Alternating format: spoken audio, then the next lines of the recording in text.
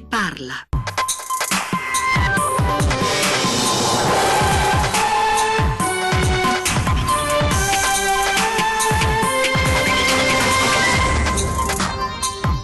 Due anni fa il sì dei Veneti al referendum per l'autonomia e stamane il governatore Zaia, nel giorno della ripartenza del negoziato, ha lanciato un messaggio chiaro a Roma. Il corteo sul ponte di Rialto degli autonomisti di tutto il Veneto per protestare contro la mancata autonomia a 2 anni dall'esito favorevole del referendum. Tamponato e poi investito da un'auto nel Trevigiano, perde la vita un 46enne residente a San Stino di Livenza, padre di 2 bimbe che stava andando in scooter al lavoro. Esplosioni nel centro a Marcon, spunta l'ipotesi passionale, diversi testimoni hanno visto il bombarolo in bici, l'identikit è quello di un 50enne di una vicina località. Un altro colpo alla baby gang, arrestato dalla polizia 17enne di Mestre che a febbraio scorso aveva preso parte con il branco al pestaggio di un bengalese del centro. Scontro tra 2 tir questa mattina alle 9 lungo la 4 a Teglio Veneto, feriti i 2 camionisti per i quali si è alzato l'elisoccorso, disagi e traffico per diverse ore. Al via la 34esima maratona di Venezia, partirà domenica prossima 27 ottobre, proporrà come da tradizione 2 percorsi a cui si aggiunge una prova più breve per le famiglie.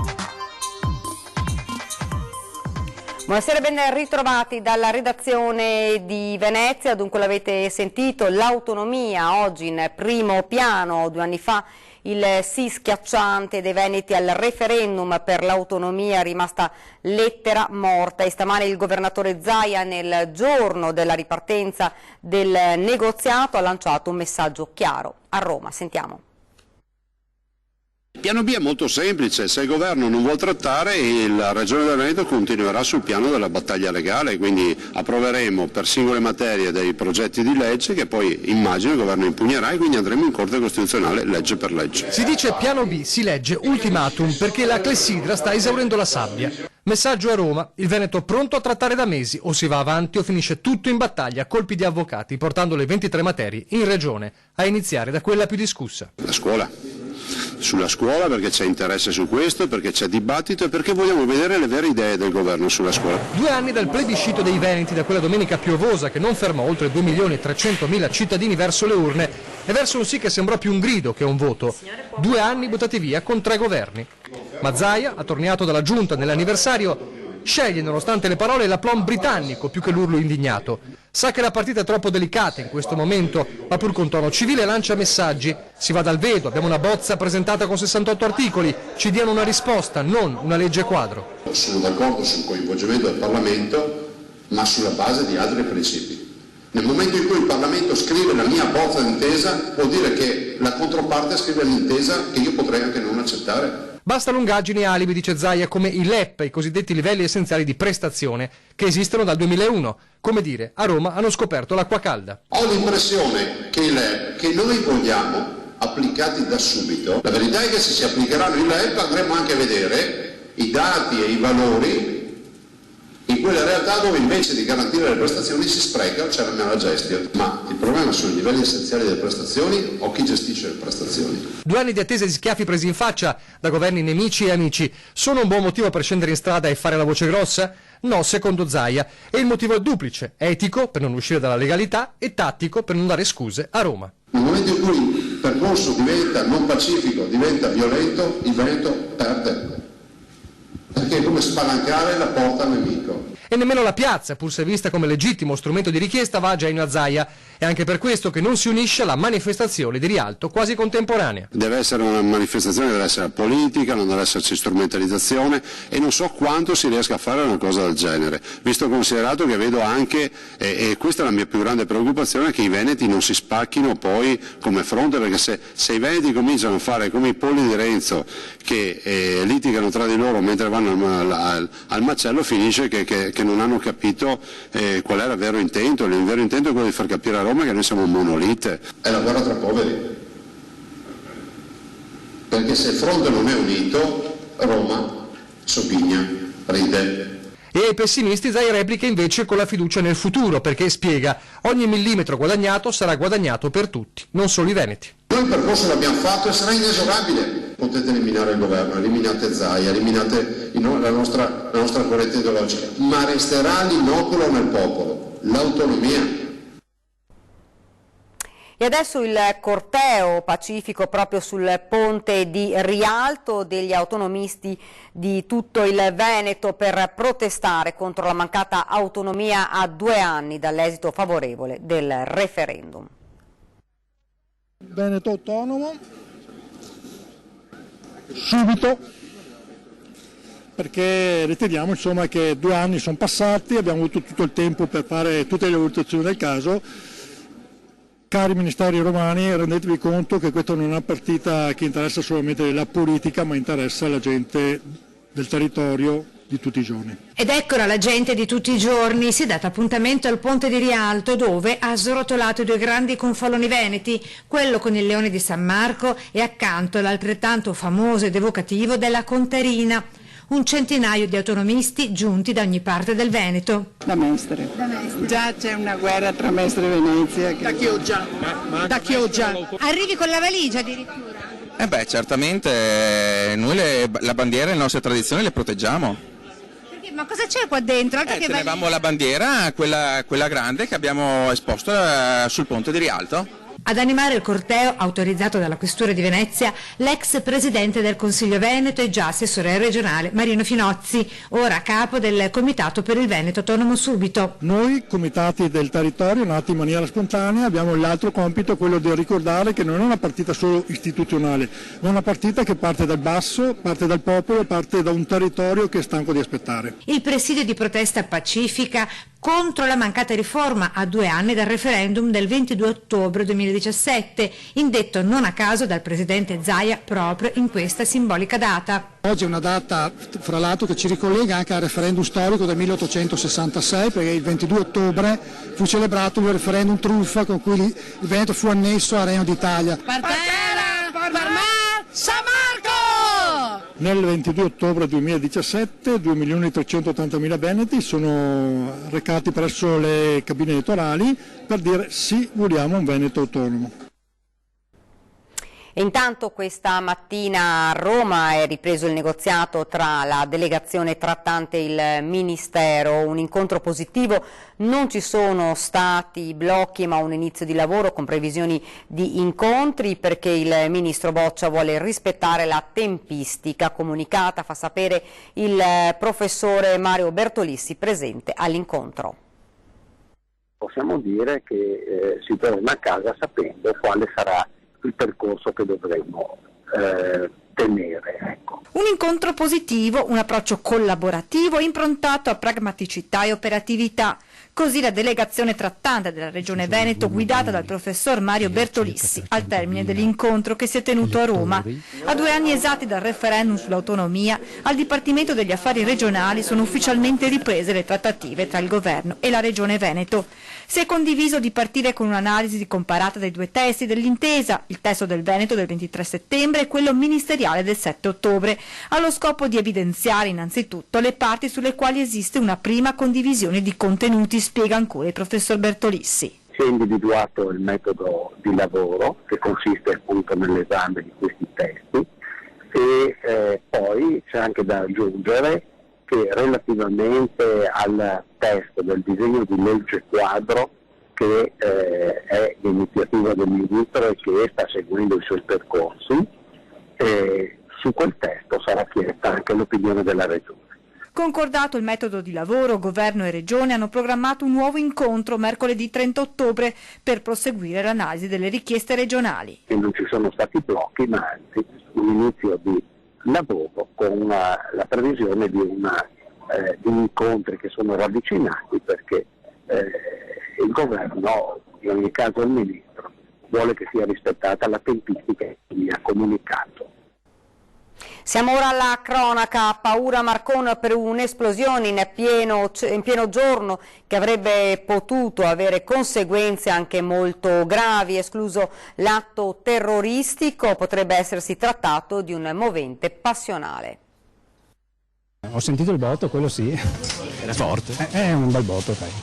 Sarebbe stato il movente passionale e non certo una finalità eversiva né riconducibile alla criminalità organizzata, come peraltro i carabinieri avevano escluso da subito, ad aver mosso l'autore dell'esplosione nella centralissima viale San Marco, a qualche centinaio di metri dal municipio di Marcon, ad esplodere attorno alle 17 con un boato avvertito ad oltre 1 chilometro di distanza, una bomboletta metallica posizionata sul muretto condominiale esterno di un palazzo all'altezza del civico 16-18. Ci potevano essere delle conseguenze molto serie. Assolutamente sì, perché io subito poco dopo essere avvenuto il fatto ho presenziato nel luogo e si emergevano numerose schegge, numerosi pezzi e detriti, insomma, provocati da questa esplosione, di questo ordigno, non saprei neanch'io bene come definirlo. Nel caso fosse passato un bambino la situazione sarebbe stata assolutamente tragica. Il cerchio si starebbe già stringendo attorno ad un uomo di un paese vicino. Nel condominio di fronte al quale è avvenuta l'esplosione vivrebbe l'ex compagna.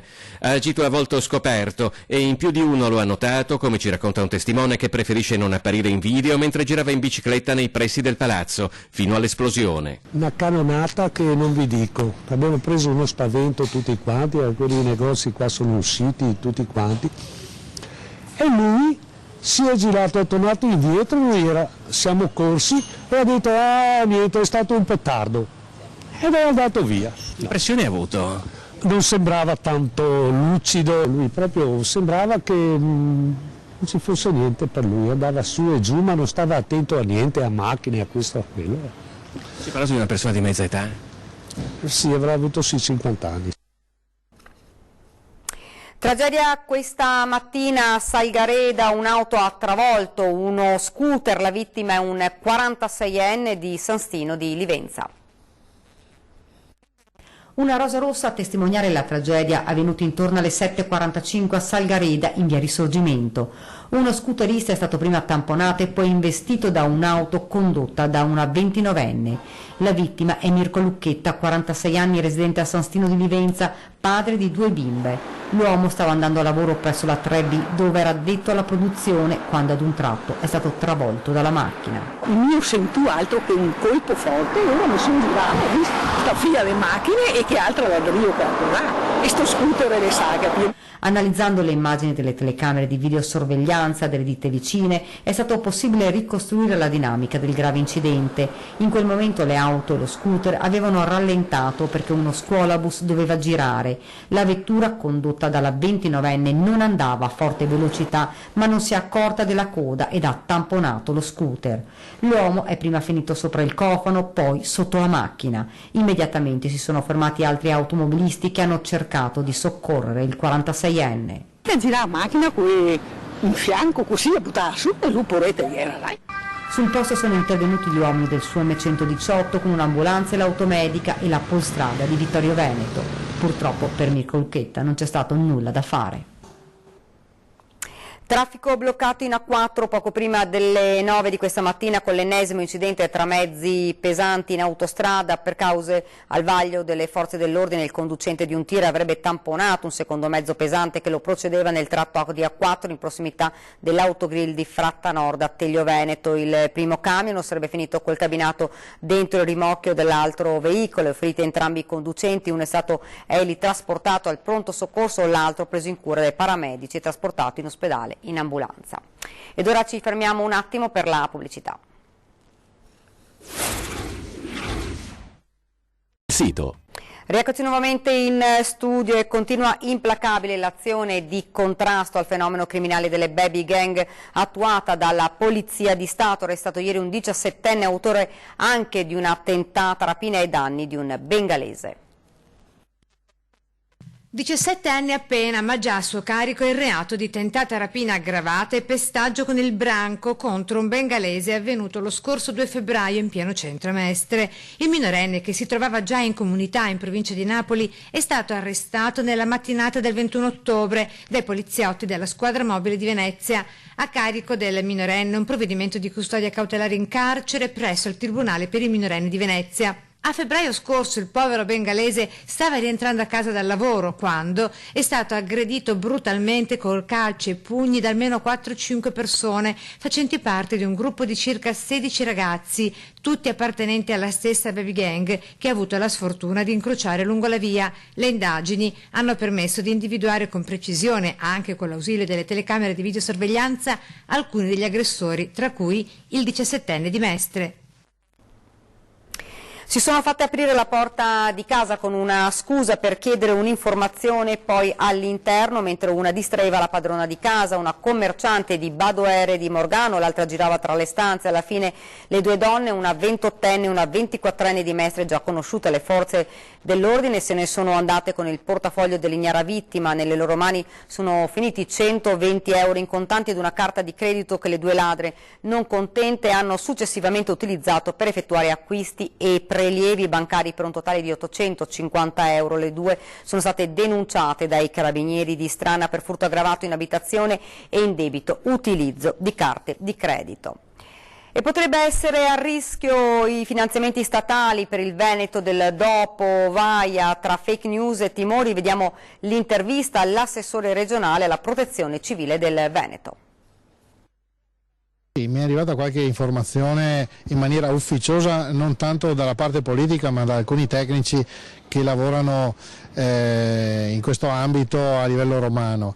Io mi auguro che non sia così, che sia una fake news, perché altrimenti sarebbe veramente una tragedia dopo la tragedia. Noi per il prossimo anno e l'anno successivo abbiamo 500 milioni di euro abbondanti che ci devono essere riconosciuti, perché così era stato deciso dal governo Conte 1 e quindi ce li aspettiamo. Noi abbiamo già definito i piani di intervento, le opere da fare e quindi ce li aspettiamo. Ripeto, mi auguro che sia una fake news e non sia vero. Che impatto avrebbe? Devastante, perché mentre quest'anno abbiamo fatto le opere, quelle più urgenti, per quelle un po' più complesse che richiedono progettazioni anche più lunghe, le abbiamo ovviamente rinviate all'anno prossimo e a quello successivo, e ovviamente se non ci fossero i soldi queste opere rimarrebbero in sospeso, sarebbe gravissimo.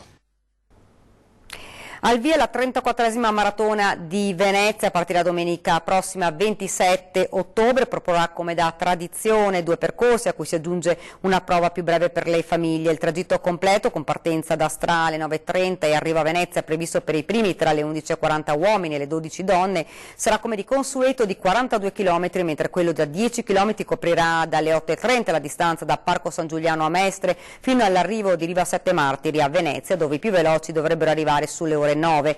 Sempre al Parco San Giuliano alle 10 scatterà il Family Run, corsa non competitiva di 4 km preceduta dagli appuntamenti a Chioggia, San Donà e Dolo.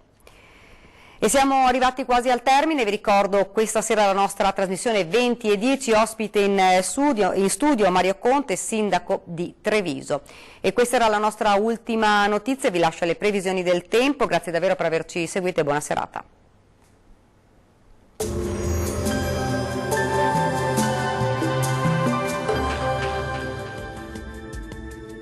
Bentrovati al meteo.